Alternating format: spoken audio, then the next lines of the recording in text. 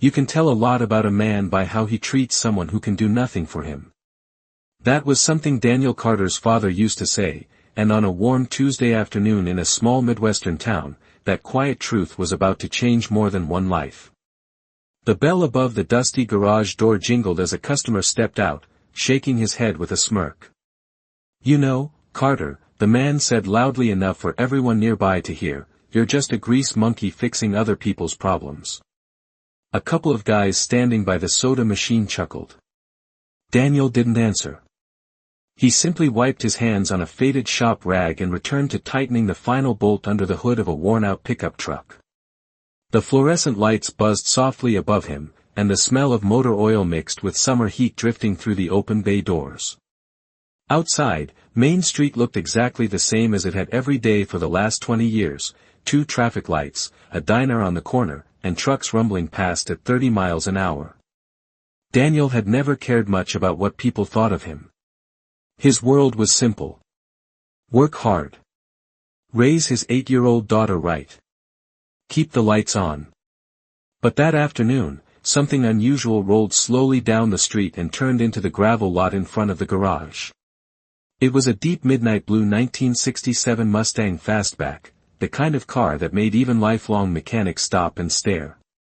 The engine coughed once, twice, and then died completely just as it reached the garage door. The driver stepped out.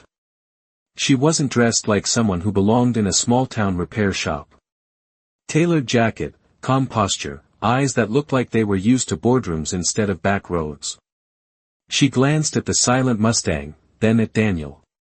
"Excuse me," she said evenly, "do you think you could take a look?" Daniel walked over, kneeling beside the open hood without a word. "Fuel line's loose," he said after a moment, his voice steady and quiet. "Nothing serious." The men by the soda machine watched with mild curiosity as he worked. 10 minutes later the engine roared back to life, smooth and powerful. The woman reached into her purse and pulled out a sleek leather wallet. "How much do I owe you?" Daniel shook his head once. "Don't worry about it." Took 10 minutes. She paused, studying him as if the answer confused her. People with expensive cars were used to paying for everything. They were not used to kindness offered without calculation. She slid the wallet back into her bag. "That's generous," she said softly. Daniel just shrugged and turned back toward his toolbox. The Mustang idled for a moment before she drove away, disappearing past the diner and out toward the highway. Inside the garage, the laughter slowly returned and the afternoon went back to normal. But early the next morning, before the sun had fully risen over the grain silos outside town, something else rolled down Main Street, 10 black SUVs moving slowly in a line, their polished surfaces reflecting the pale morning light as they turned one by one into Daniel Carter's quiet little garage. The morning air still carried the cool quiet of early spring when the first black SUV rolled slowly onto Main Street, its polished surface reflecting the pale sunrise and the sleepy storefronts that had not yet opened for the day. The diner lights flickered on across the street, and old Mr. Henderson, who had opened that place every morning for 35 years, paused mid-step with his coffee pot when he saw the second SUV turn the corner, then the third, then the fourth. In a town where the biggest event most weeks was the high school football game, 10 identical black vehicles moving in perfect silence down the street felt like something out of another world. Inside Carter Auto Repair, Daniel Carter was already at work. He always arrived before 7 o'clock. Habit, discipline, and the quiet understanding that when you were raising a child alone, every hour mattered.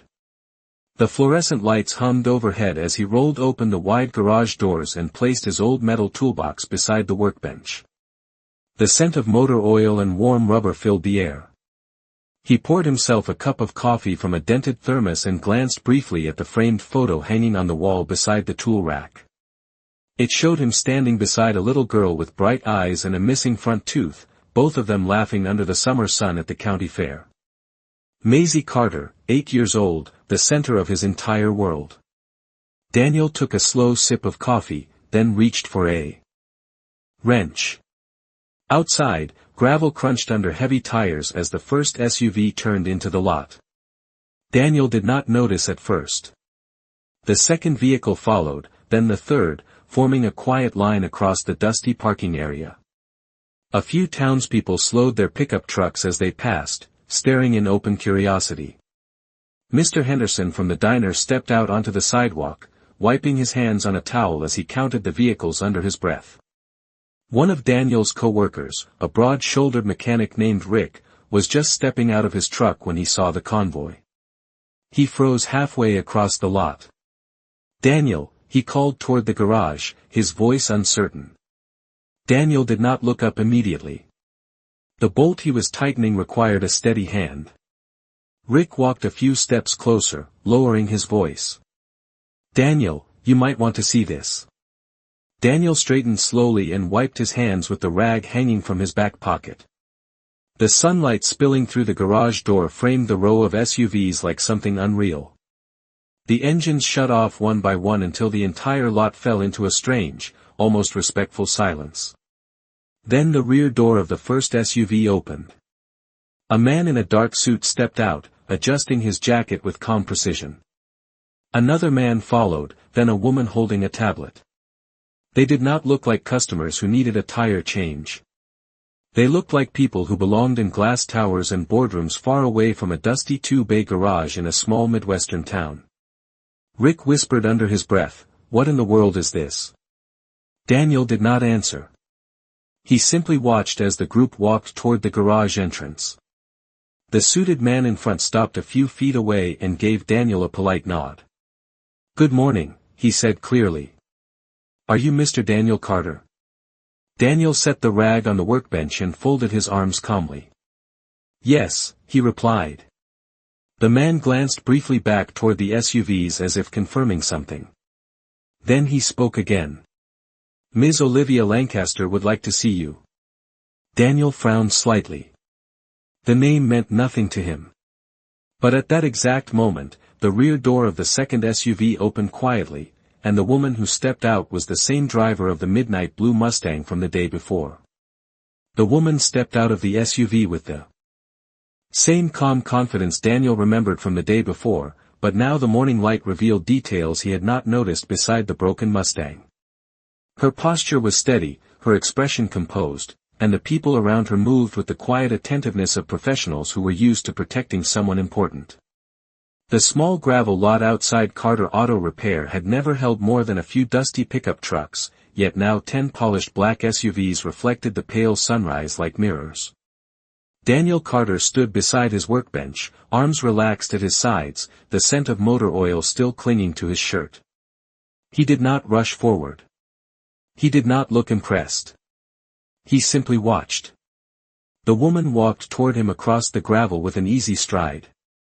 Rick, still standing near the garage door, leaned closer and whispered under his breath, "Daniel, who is that?"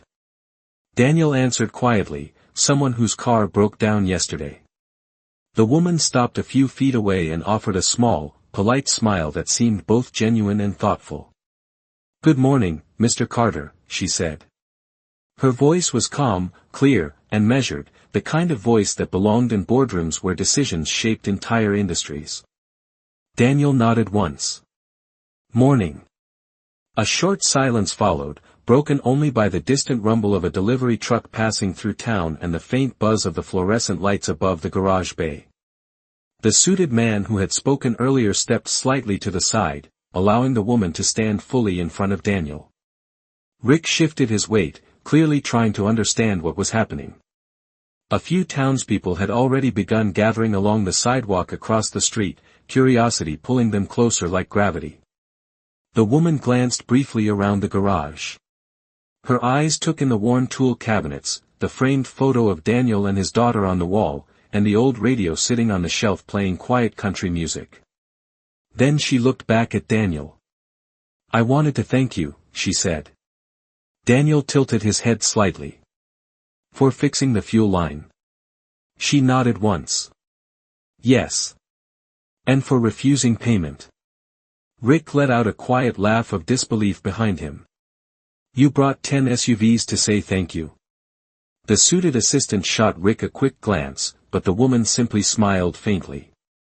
"In my world, she said calmly, people rarely do something kind without expecting something in return.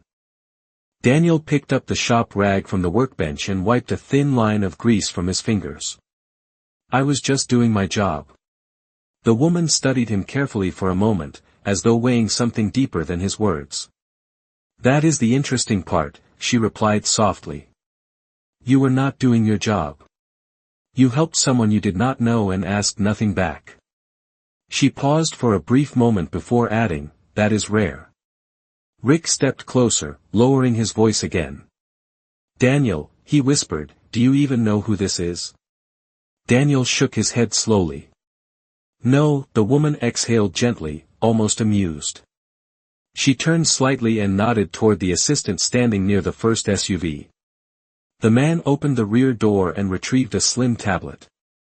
A moment later the screen lit up with a financial news broadcast. The anchor's voice carried faintly through the quiet lot. Olivia Lancaster, founder and chief executive officer of Lancaster Global Holdings, has been absent from public events this week, sparking speculation across the financial world. Rick's jaw dropped open. Daniel looked at the screen, then at the woman standing in front of him. The same woman who had leaned over the hood of a broken Mustang yesterday like any traveler passing through town. She gave him a calm, almost curious look and said quietly, Mr. Carter, my name is Olivia Lancaster. Daniel Carter looked at the glowing tablet screen for a few seconds longer than anyone expected. The news anchor continued speaking about market shifts, stock values, and global investment strategies, but the words drifted past the quiet garage like a language that belonged to another world. Finally Daniel lifted his eyes back to the woman standing in front of him. Olivia Lancaster. The name now carried weight in the air, but his expression did not change much. Rick, however, nearly dropped the wrench he was holding. Hold on, Rick said under his breath, staring from the screen to Olivia and back again. You mean the Olivia Lancaster? The one from television? Olivia gave a small, polite nod, the kind that acknowledged the truth without making a spectacle of it.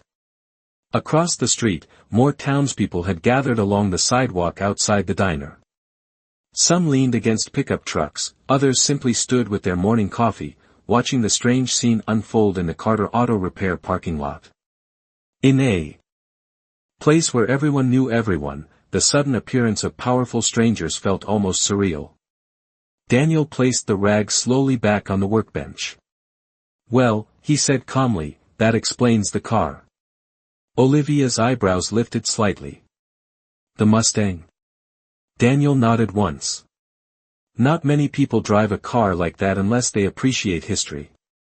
For the first time since stepping out of the SUV, Olivia let out a soft laugh. It was quiet and genuine. It belonged to my father, she said. 1967. He bought it the year the company was founded. Daniel leaned back against the edge of the workbench, folding his arms loosely. Good machine, he replied. Still runs strong. One of the assistants shifted nearby, clearly in use to conversations about classic engines taking place in the middle of a corporate convoy.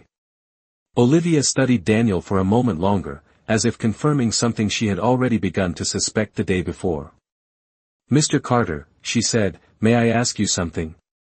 Daniel nodded once. Sure. She glanced briefly at the worn photo frame on the wall again. Why did you refuse the money yesterday? Rick blinked at the question as if the answer should have been obvious. Daniel thought about it for a second before answering. Because the repair took 10 minutes. Olivia tilted her head slightly. That is not the real reason. Daniel shrugged. Maybe not. The early sunlight spilled across the garage floor, catching dust particles drifting slowly in the air. Somewhere down the street a delivery truck shifted gears with a low mechanical rumble. Daniel spoke again, his voice steady and simple. My daughter asked me something a while back, he said. She asked if helping people only counts when you get something back. Olivia listened carefully now. And what did you tell her? Daniel gave a faint smile. I told her that kindness that waits for a reward is not really kindness. For a brief moment the entire parking lot fell quiet. Rick stopped fidgeting with his wrench. Even the assistant seemed to pause. Olivia Lancaster looked at Daniel Carter with a thoughtful expression that carried more weight than the row of SUVs behind her. After a moment she nodded slowly and said something no one standing there expected to hear. "That," she said quietly, "is exactly why I came back." Olivia Lancaster's words hung in the warm morning air of the garage like a quiet challenge no one there had expected. Daniel Carter did not move for a moment. He simply studied her the way a mechanic studies an engine that sounds slightly different than it should. Rick shifted beside the soda machine, clearly trying to process what was happening. Across the street the small crowd had grown larger. People in a town like this rarely ignored something unusual, and 10 black SUVs parked outside Carter Auto Repair had become the most interesting thing Main Street had seen in years. Olivia glanced briefly at the worn concrete floor of the garage before speaking again.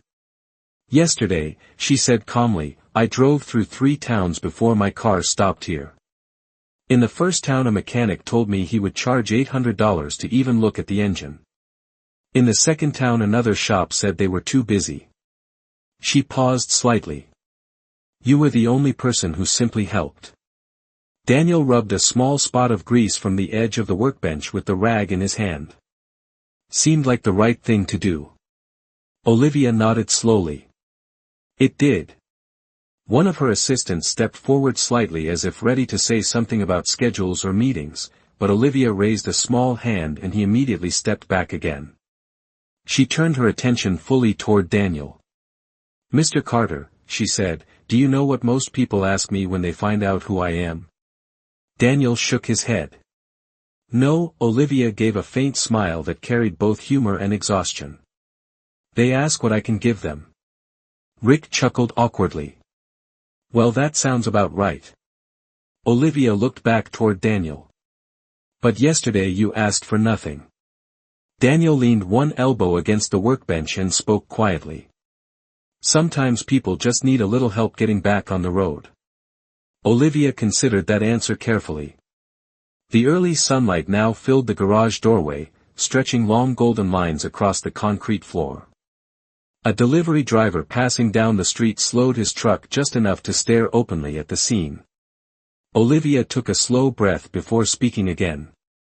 "Mr. Carter, my company builds technology, invests in cities, and moves billions of dollars every year." Daniel listened politely, but there was no awe in his expression. Olivia noticed that immediately. "Yet yesterday," she continued, "the most honest moment I experienced all week happened in this garage." Rick leaned closer to Daniel and whispered, "You realize she just said billions, right?" Daniel ignored the comment and kept his attention on Olivia. "So why come back?" he asked simply. Olivia looked at the Mustang parked quietly beside the garage wall. "Because sometimes," she said softly, "a person needs to see if something genuine is real the second time." Daniel gave a thoughtful nod. "And?" Olivia's eyes returned to him. "And I wanted to ask you something." Rick straightened slightly, sensing something important coming. The assistants also grew quiet. Even the small crowd across the street seemed to lean forward in anticipation. Olivia spoke slowly and clearly. "Mr. Carter, would you consider helping me with a project?" Daniel raised an eyebrow. "What kind of project?" Olivia's calm smile returned, but this time there was a spark of something more curious behind it. "One that might change more lives than you realize." The question lingered in the warm air of the garage, quiet but heavy with meaning. Daniel Carter did not answer immediately. He picked up the rag again and slowly wiped a faint line of grease from the edge of the workbench as if the simple movement helped him think. Rick looked from Daniel to Olivia Lancaster and back again, clearly expecting some dramatic response. But Daniel had never been a man who rushed decisions. Outside, the row of black SUVs reflected the morning sun like polished mirrors, and the small group of townspeople across the street waited with open curiosity. Olivia stood patiently, her posture relaxed but attentive, like someone used to waiting for careful answers rather than quick ones. Daniel finally looked up. "What kind of project are we talking about?" he asked calmly. Olivia took a small step closer into the shade of the garage bay. "For the past year," she said, "my company has been developing a program to rebuild small community trade schools across the country." Rick frowned slightly. "Trade schools?" Olivia nodded. "Places where people can learn practical skills again. Mechanics, electricians, carpenters. Work that keeps towns alive." Daniel listened quietly, his expression thoughtful. Olivia continued. "But we keep running into the same problem." Daniel tilted his head slightly. "Which is?" Olivia glanced briefly at the quiet garage around them. "The people designing these programs sit in glass offices in cities. They do not understand the people they are trying to help." Rick let out a small laugh. "That sounds about right." Olivia returned her attention to Daniel. "Yesterday, when I watched you work, I realized something." Daniel waited. Olivia spoke slowly, choosing each word carefully. "You did not treat your work like a job. You treated it like responsibility." Daniel shrugged lightly. "Cars break. Someone has to fix them." Olivia smiled faintly. "Exactly." She paused before continuing. "What I need is someone who understands the dignity of that work. Someone who knows what it means to keep a town running without needing recognition." Rick's eyes widened slightly as he began to understand where the conversation was going. "You want Daniel to help run this thing?" he asked. Olivia nodded once. "I want him to help design it." The garage fell quiet again. Even the distant sounds of Main Street seemed to soften for a moment. Daniel leaned against the workbench, thinking. His eyes moved briefly to the framed photograph of Maisie on the wall. Olivia noticed the glance and followed it. "Your daughter?" she asked gently. Daniel nodded. 8 years old. Olivia studied the picture for a moment. "What do you hope she sees when she grows up?" Daniel answered without hesitation. "That honest work matters." Olivia gave a small nod. "Then this project matters too."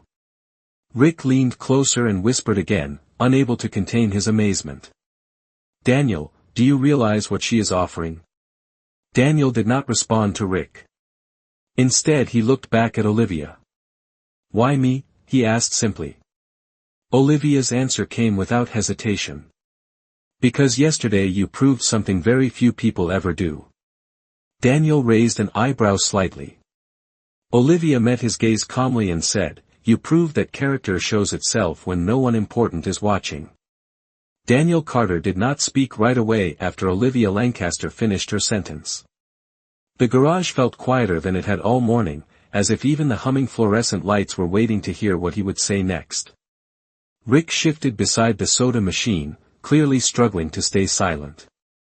Outside, the small crowd across Main Street had grown larger, with several people leaning against pickup trucks and pointing toward the row of black SUVs parked in the gravel lot. In a town where the biggest excitement most mornings was the diner opening its doors, the scene outside Carter Auto Repair had become something everyone wanted to witness. Daniel leaned slightly against the edge of the workbench, folding his arms as he thought about Olivia's words. "You are asking a mechanic from a town with 2 traffic lights to help design a national program," he said calmly. Olivia did not look surprised by the hesitation. "I am asking someone who understands people," she replied. Rick let out a quiet whistle. "Daniel, you hear that? National program." Daniel glanced briefly toward the framed photo of Maisie on the wall again. The sunlight from the garage door reached just far enough to illuminate the corner of the picture frame. Olivia noticed the glance once more and spoke gently. "How old is she now?" 8, Daniel answered. "She turns 9 in August." Olivia nodded thoughtfully. "When I was 9, she said quietly, my father told me something that shaped my entire life." Daniel looked back at her. "What was that?" Olivia gave a faint smile. He said that success means nothing if the people around you are struggling to stand. The words lingered in the warm air of the garage. Rick scratched the back of his neck, clearly trying to imagine how a conversation like this had ended up happening in the middle of a dusty repair shop. Olivia continued speaking, her tone calm but sincere. This program is meant to bring opportunity back to towns like this one. Places where skilled people work every day without recognition. Daniel listened carefully. Olivia gestured lightly around the garage. But every proposal I have seen was written by people who have never stepped inside a place like this. Daniel gave a small nod. That happens a lot. Olivia met his eyes again. Which is why I need someone who has. Rick leaned toward Daniel and whispered again, barely containing his amazement. Daniel, she is basically asking you to help change how the whole thing works. Daniel ignored the whisper and asked a simple question. What would I actually have to do? Olivia answered without hesitation. Travel with my team for a few weeks. Visit the towns where we plan to build the first schools. Tell us what works and what does not. Daniel considered that carefully. The garage smelled of warm rubber and motor oil, the familiar scent of a life he had built with his own hands. And if I say no? He asked. Olivia's expression remained calm. Then I will thank you again for helping me yesterday and I will leave town. Rick blinked in disbelief. Just like that? Olivia nodded once. Just like that. Daniel studied her for another moment, measuring the sincerity in her voice. Finally he gave a slow breath and said something that made Rick nearly drop his wrench again. If I did this, Daniel said thoughtfully, I would have one condition. Olivia raised an eyebrow slightly, clearly intrigued. What condition? Daniel glanced once more at the photo of Maisie before answering. Whatever we build, he said quietly, it has to give kids like my daughter a reason to stay in towns like this instead of leaving them behind. Olivia's smile this time was not just polite. It was genuine, and full of respect. Mr. Carter, she said softly, that is exactly the reason the project exists. Daniel Carter's condition settled over the garage like a quiet promise. For a moment no one spoke. The morning sunlight stretched across the concrete floor, catching tiny particles of dust drifting slowly through the warm air. Outside, the people gathered along the sidewalk watched in complete curiosity, whispering to one another as they tried to understand why a convoy of corporate vehicles had come to the small repair shop on the edge of town. Olivia Lancaster studied Daniel carefully, the respect in her eyes unmistakable now.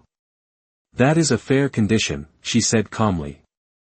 Rick exhaled in disbelief and leaned back against the soda machine. I cannot believe this conversation is happening in our garage, he muttered quietly. Daniel allowed himself a faint smile but kept his focus on Olivia. If I am going to step away from work, he continued, it has to matter. I cannot leave this place just to sit in meetings. Olivia nodded slowly. You will not be sitting in meetings, she replied. You will be showing us what those meetings usually miss. One of her assistants stepped forward with the tablet again, but this time Olivia did not need the screen. She gestured lightly toward the street outside. Look at this town, she said. Daniel followed her gaze. Main Street stretched quietly beneath the late morning light. The diner sign buzzed softly, a delivery truck rolled past the grain store, and a couple of high school students crossed the street with backpacks slung over their shoulders. Olivia spoke again. Towns like this built the backbone of this country, she said. But for too long the systems around them have been designed by people who never lived here. Daniel gave a thoughtful nod. That sounds about right. Rick folded his arms. So what happens next? He asked. Olivia turned back toward Daniel. If you agree, she said, my team will return in 3 days. We will visit the first 4 communities where we plan to build these trade schools. Daniel rubbed the back of his neck slowly, considering the idea. He had spent his entire adult life inside this garage, fixing engines, replacing brake lines, and making sure the people in his town could keep their vehicles on the road. The thought of traveling across the country with a group of corporate executives felt strange, almost unreal. Yet the image of his daughter's photograph on the wall remained clear in his mind. Olivia seemed to understand the weight of the decision. Her voice softened slightly. "Mr. Carter," she said, "every program needs people who remember who it is actually meant to serve." Rick leaned forward again. "Daniel, she is basically asking you to help build something that could last decades." Daniel looked around the garage once more. The worn tool cabinets, the old radio, the familiar scent of engine oil. It was the life he had built through years of quiet work and steady responsibility. Finally he looked back at Olivia Lancaster. 3 days, he said slowly. Olivia nodded once. 3 days. Daniel reached for the rag again and wiped his hands out of habit more than necessity. "All right," he said calmly. Rick's eyes widened. Olivia did not celebrate or clap. She simply extended her hand with the same composed confidence she had carried since stepping out of the SUV. Daniel shook it firmly. And for the first time since the convoy arrived, the people across the street grew completely silent, because in that simple handshake a mechanic from a small town had just agreed to help shape something far bigger than anyone there had expected.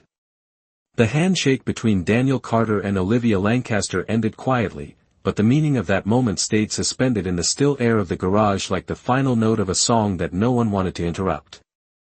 For a few seconds no one spoke. Rick stood frozen beside the soda machine, still holding the same wrench he had been gripping for the last 10 minutes, as if his mind had not yet caught up with what had just happened. Outside, the small crowd across Main Street had grown completely silent. Even the usual hum of the town seemed to pause as people watched the simple scene unfold inside the open garage bay. Olivia released Daniel's hand and gave a small nod that carried more respect than formality. "Thank you, Mr. Carter," she said calmly. Daniel gave a slight shrug, the same quiet humility he carried when tightening a bolt or replacing a worn brake line. "It is just Daniel," he replied. Olivia smiled faintly.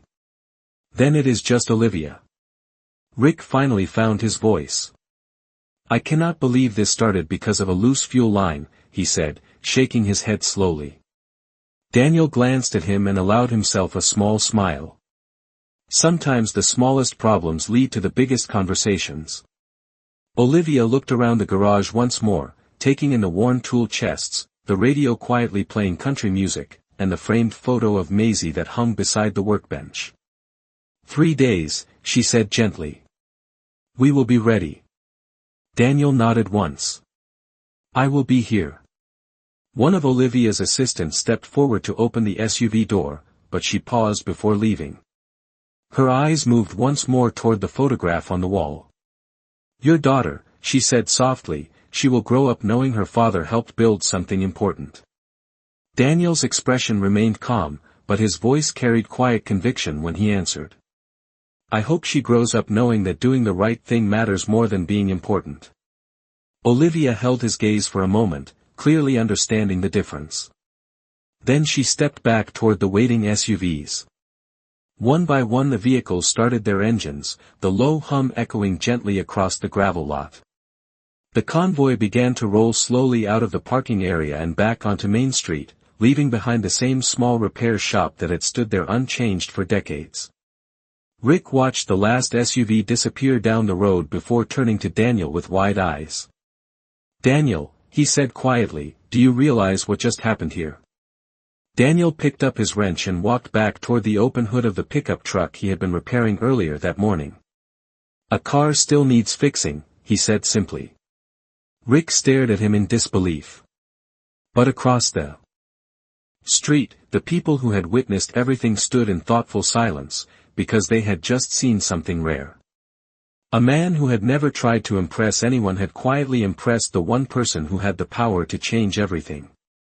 And in a quiet garage on a small town street, character had spoken louder than wealth, titles, or attention, leaving behind the kind of silence that only respect can create.